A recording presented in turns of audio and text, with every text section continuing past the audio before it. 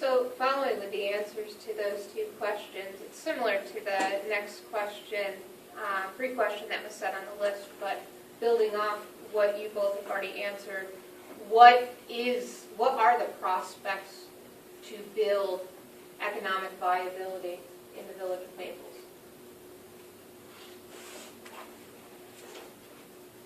That's a tricky question. Now, I spoke about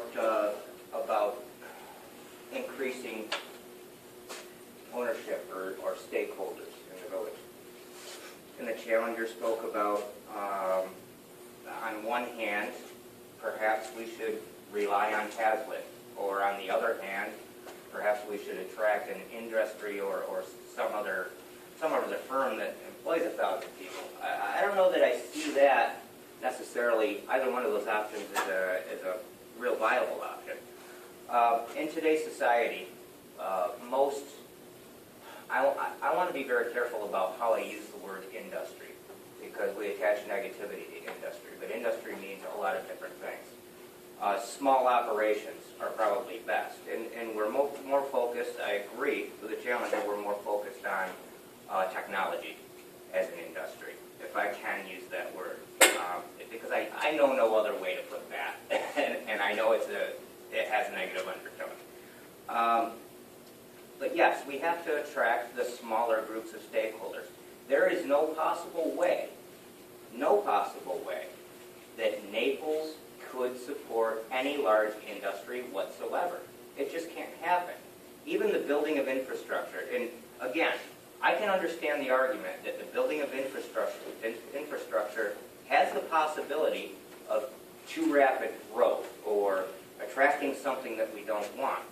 But I can rebut that by saying we have limitations. Even if we build the infrastructure, we have limitations. It does not welcome large-scale industry. And I personally don't see that as the future of Naples. I don't see a large-scale industrial process here. It just doesn't make sense. We're limited. We're limited in space. If we build the infrastructure, we'll be limited in the infrastructure. You can only go so far with that. So the key is smart growth, well thought out, well planned, something that also takes into consideration the environment that we live in. This is something we need to protect, but we still need to build upon what we have. Tourism is very important here. A lot of things surround tourism. It doesn't mean that we shouldn't be doing anything. Other things, we can't put all of our eggs in one basket. This is the primary piece of the pie. It can't all be one thing, but we have to be smart about it. Thank you. And over to you, Don. Any ideas?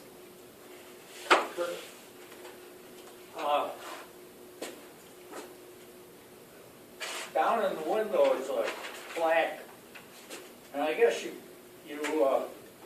categorize industry. Tourism is industry. At least that's the way that's our only hope, I guess. Naples is kind of unique. It's the only place in the United States that I know of that has 12 seasons. You can come here one season and do what you want to do. We got all kinds of opportunities out there, but it comes back to the point you've got to have a place for them to stay overnight. You got to have food. We have all kinds of ski runs in the water park and all that. That's good. A few years ago, my wife had a convention, and had no place to put the people. Had to go clear to Seneca Falls to get a hotel for them. They came back to Naples and they ate their meals at Reservoir Creek because they put up this huge tent. Those people had more fun in Naples. They told me that was the best destination they'd been in 10, 15 years. And they were from all over New York State. We have opportunities out there we haven't even thought about yet. That's what we gotta do. Brian can't do it. I can't do it alone. We need the people to get in there and help us out.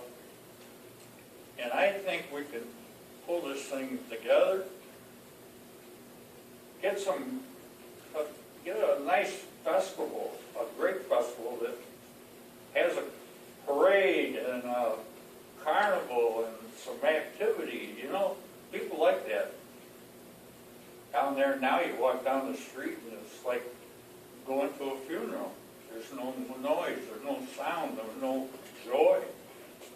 We can start out small like that and get going. I think we can do something. But we gotta hitch up to the tourism thing first to get it going.